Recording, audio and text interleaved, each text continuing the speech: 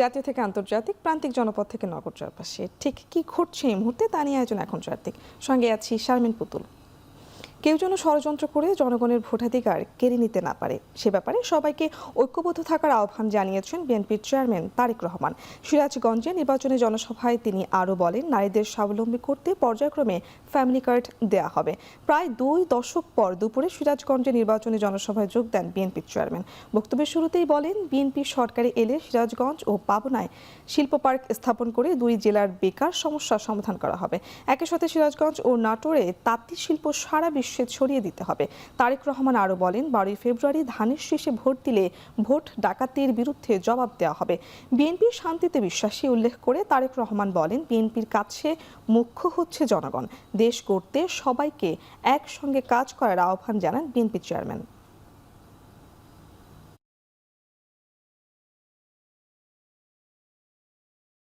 যেই কাজগুলো করলে এলাকার মানুষের ভাগ্যের পরিবর্তন হবে, যেই কাজগুলো করলে এলাকার উন্নয়ন হবে। আমরা আন্দোলন করেছি, সংগ্রাম করেছি, আমাদের নেতাকর্মীরা সহ বাংলাদেশের মানুষ নিজের জীবনকে উৎসর্গ করেছে। স্বৈরাচারের পতন ঘটেছে। এখন দেশ গড়তে হবে আমাদেরকে দেশ গড়তে হবে। সকলকে আমাদের একসাথে এখন কাজ করতে হবে, দেশ গঠন করতে হবে। বগুড়া ও সিরাজগঞ্জের পর এবার টাঙ্গাইলে নির্বাচনী জনসভায় যোগ দিতে যাচ্ছেন বিএনপির চেয়ারম্যান তারেক রহমান। জেলার দরুন বাইপাস এলাকায় জনস্রোতের রূপ নিয়েছে জনসভাস্থল। সেখান থেকে সরাসরি যুক্ত হচ্ছেন কাউসার আহমেদ। কাউসার, আমাদেরকে জানাবেন সভাস্থলের সার্বিক যে প্রস্তুতি রয়েছে এবং তারেক রহমান কখন পৌঁছতে পারেন।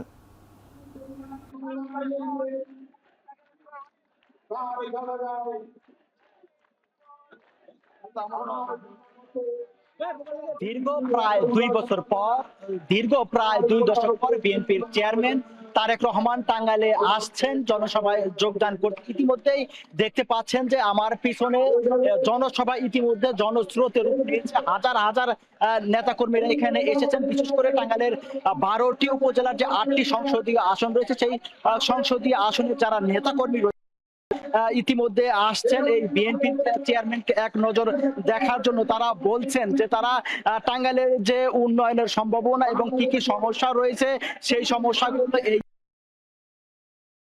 রহমানের কাছে তুলে ধরবেন, তারপর তা সমাধান করার জন্য যা করার সেই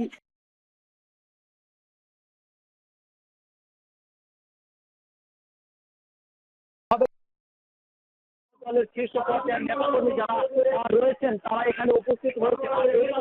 আমরা দেখি প্রত্যেকটি উপজেলা থেকে মহিলা দল বিএনপির ভাইস চেয়ারম্যান আব্দুল সালাম পিন্টু, কেন্দ্রীয় বিএনপির প্রচার সম্পাদক সুলতান সালাউদ্দিন টুকু সহ দলের শীর্ষ পর্যায়ের নেতাকর্মী যারা রয়েছেন তারা এখানে উপস্থিত হয়েছেন। আর এছাড়াও আমরা দেখতে পাচ্ছি যে প্রত্যেকটি উপজেলা থেকে মহিলা দল থেকে শুরু করে অন্যান্য সংগঠনের নারী কর্মী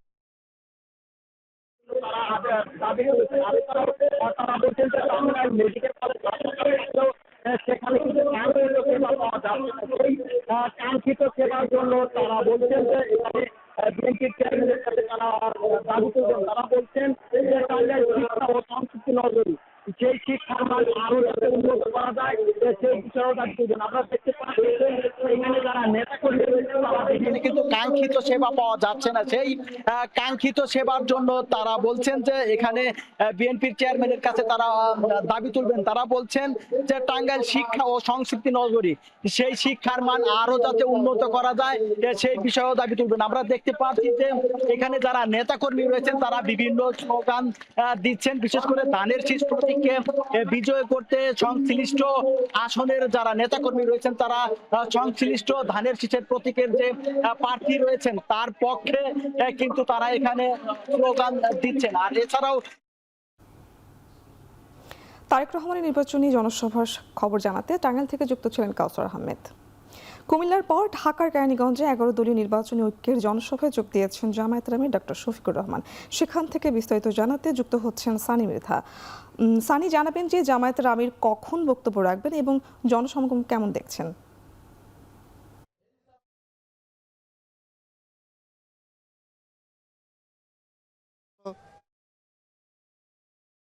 বিদ্যালয় কেরানীগঞ্জের যে মাঠ রয়েছে সেখানে কিন্তু নির্বাচনী জনসভায় বক্তব্য রাখবেন জামাত ইসলামের আমির ডক্টর শফিকুর রহমান। 11 দলীয় নির্বাচনী যে জোট আছে সেখানে কিন্তু পর্যায়ক্রমে তিনি ধারাবাহিকভাবে দেশের বিভিন্ন প্রান্ত ছুটে বেড়াচ্ছেন তার দলকে নির্বাচন, তার যে 11 দলীয় ঐক্য যে নির্বাচনী যে ঐক্য আছে সেটাকে বিজয়ী করতে। আমরা দেখেছি এর আগে কিন্তু কুমিল্লা, ফেনী, লক্ষ্মীপুর থেকে শুরু করে এখন কিন্তু তিনি কেরানীগঞ্জের এই যে জনসভায় কিছুক্ষণ পরে বক্তব্য রাখবেন এবং এর পরে কিন্তু তিনি এখান থেকে আসলে এরপরে ঢাকা 10 আসনের যে নির্বাচনী জনসভা সেখানে অংশ নেবেন। এর বাইরে আমরা কিন্তু দেখতে পেরেছি যে উনি বিভিন্ন নির্বাচনী জনসভায় কিন্তু বক্তব্য রেখেছেন, বিভিন্ন প্রতিশ্রুতি দিয়েছেন, যেখানে তিনি আগামীতে যদি তার দল ক্ষমতায় আসে বা তার ঐক্য ক্ষমতায় আসলে কি কি কাজ করবেন দেশের উন্নয়নে, দেশের সংস্কারে, সেই বিষয়গুলো কিন্তু তিনি তুলে ধরেছেন। আমরা যদি বলতে চাই বিশেষ করে নারী ও যুব সমাজের কর্মসংস্থান বাড়ানো, নারীদের নিরাপত্তা নিশ্চিত, নারীদের কর্মক্ষেত্রে তাদের কর্মঘণ্টা কমানো, বেশ কিছু বিষয় নিয়ে কিন্তু তিনি প্রতিশ্রুতি দিয়েছেন। এর মধ্যে যদিও আগামী মাসে অর্থাৎ আর 2 দিন পরে কিন্তু তার যে দল আছে, তার যে জামাত ইসলাম যে দলটি আছে সেখানে কিন্তু তারা নির্বাচনী ইশতেহার ঘোষণা করবেন বলে আগে থেকেই গণমাধ্যমকে তারা জানিয়েছেন। এখান থেকে নির্বাচনী এই যে ঢাকার আজকে নির্বাচনী জনসভা শেষ করে পরে কিন্তু চট্টগ্রাম বিভাগের বিভিন্ন নির্বাচনী আসনে কিন্তু তিনি জনসভায় অংশ নেবেন। এখানে আমরা এই সাক্তা উচ্চ মাধ্যমিক বিদ্যালয় কেরানীগঞ্জে আসার পরে লক্ষ্য করতে পেরেছি যে বিভিন্ন রকম 11 দলীয় নির্বাচনের যে 11 দলীয় জোটের যে সমর্থকরা রয়েছেন তারা খণ্ড খণ্ড মিছিল নিয়ে এখানে জড়ো হয়েছেন। এর মধ্যে কিন্তু পুরো মাঠ কিন্তু জনগণে ভরে গেছে, অর্থাৎ সমর্থক দিয়ে ভরে গেছে। এর আগে কিন্তু আমরা যখন এখানে লক্ষ্য করতে পেরেছি এখানে আসার পরে কিন্তু ঢাকার যে 1, 2, 3 এবং 19, 20 আসন রয়েছে, অর্থাৎ 5টি আসনকে কেন্দ্র করে মূলত এই কেরানীগঞ্জে জনসভাটি হচ্ছে। সেখানে কিন্তু সেখানকার যারা সংসদ সদস্য প্রার্থীরা রয়েছে সেখানে কিন্তু তারা এসে এখানে বক্তব্য দিয়েছেন। তো পুতুল, এই ছিল আসলে 11 দলীয় নির্বাচনী জনসভায় কেরানীগঞ্জের সবশেষ তথ্য আমার কাছে। আর কিছুক্ষণ পরেই জামাত ইসলামের আমির, যিনি প্রধান অতিথি হিসেবে এইখানে বক্তব্য দিবেন, আমরা পরবর্তীতে আপনাদের সেই তথ্য জানিয়ে দেব। ঢাকার কেরানীগঞ্জে 11 দলীয় নির্বাচনী ঐক্যের জনসভার কথা জানাচ্ছিলেন সানি মৃধা। 13 ফেব্রুয়ারি থেকেই দেশের মানুষ পরিবর্তন চায়, এমন মন্তব্য করে জামায়াত আমির ডক্টর শফিকুর রহমান বলেন, এবারের ভোটে পরিবর্তনের পক্ষে রায় দেবে জনগণ। কুমিল্লার 14 11 দলের নির্বাচনী জনসভায় তিনি আরও বলেন, তরুণ নারী সহ দেশের মানুষের ওপর ভর করছে পরিবর্তন। নাহিদ ইসলাম বলেন, 11 দল সরকার গঠন করতে পারলে জুলাই শহীদ ওসমান হাদির স্বপ্ন বাস্তবায়ন করা হবে। দুর্নীতিমুক্ত মানবিক মর্যাদার দেশ করার অঙ্গীকার করেন তিনি। বাংলাদেশ খেলাফত মজলিসের মামুনুল হক বলেন, কেউ ভোট চুরি করতে গেলে তা প্রতিহত করা হবে। চৌদ্দগ্রামের পর দাউদকান্দিতে জামায়াত আমির বলেন, এমন দেশ বানানো হবে যেখানে অনেক বন্ধু দেশ থাকবে কিন্তু কোনো প্রভু থাকবে না। এই যে মহাবন্ধের এই অ্যাটিচিউড, তারা তাদের আস্থার ঠিকানা হিসাবে 11 দলকে এখন দেখছে, এইটাই কাউকে কাউকে একটু পেরেশান করে তুলেছে। ভাই, আপনারও তো ঘরে মা আছেন, বোন আছেন, আপনার স্ত্রী আছেন, জায়া আছেন, একটু তাদেরকে সম্মান করুন। অন্তত যদি তাদেরকে সম্মান করেন তাহলে তাদের মতো আরেকজনের দিকে তো আপনি লাল চোখ দিয়ে তাকাবেন না। তিস্তা নদীর তীরে ইশতেহার ঘোষণা করলেন 11 দলীয় নির্বাচনী ঐক্যের প্রার্থী আক্তার হোসেন। দুপুরে রংপুরে তিস্তার কাউনিয়া পয়েন্টে ইশতেহার ঘোষণা করেন পীরগাছা আসনের এই প্রার্থী। সেখানে শিক্ষা, স্বাস্থ্য, বৈদেশিক কর্মসংস্থান, তিস্তা মহাপরিকল্পনা, কুটির শিল্প ও পাট পণ্যজাত ভিত্তিক অর্থনীতি গড়ে তোলার প্রতিশ্রুতি দেন তিনি। তিস্তাকে উত্তরের লাইফলাইন হিসেবে গড়ে তোলার কথা জানান। এছাড়া সরকারি বরাদ্দের অর্থ ও ব্যয়ের খাত প্রদর্শনের জন্য বিলবোর্ড স্থাপনেরও ঘোষণা দেন আক্তার হোসেন। ত্রয়োদশ জাতীয় সংসদ নির্বাচনে দূরপাল্লার গাড়ি রিকুইজিশন করলে ঢাকা থেকে সারা দেশে যাত্রী পরিবহনে ভোগান্তি হবে বলে জানিয়েছে বাংলাদেশ সড়ক পরিবহন মালিক সমিতির মহাসচিব সাইফুল ইসলাম। দুপুরে এক সংবাদ সম্মেলনে তিনি বলেন, ইতিমধ্যেই দূরপাল্লার প্রায় 20,000 গাড়ি রিকুইজিশন করেছে ঢাকা ট্রাফিক পুলিশ। তবে স্টাফের বেতন ও গাড়ি ভাড়া বিষয়ে স্পষ্ট করে কিছু জানায়নি নির্বাচন কমিশন। এছাড়া বহু সংখ্যক গাড়ি রিকুইজিশন করায় যাত্রীদের ভোগান্তি হতে পারে বলে ধারণা করছে তারা।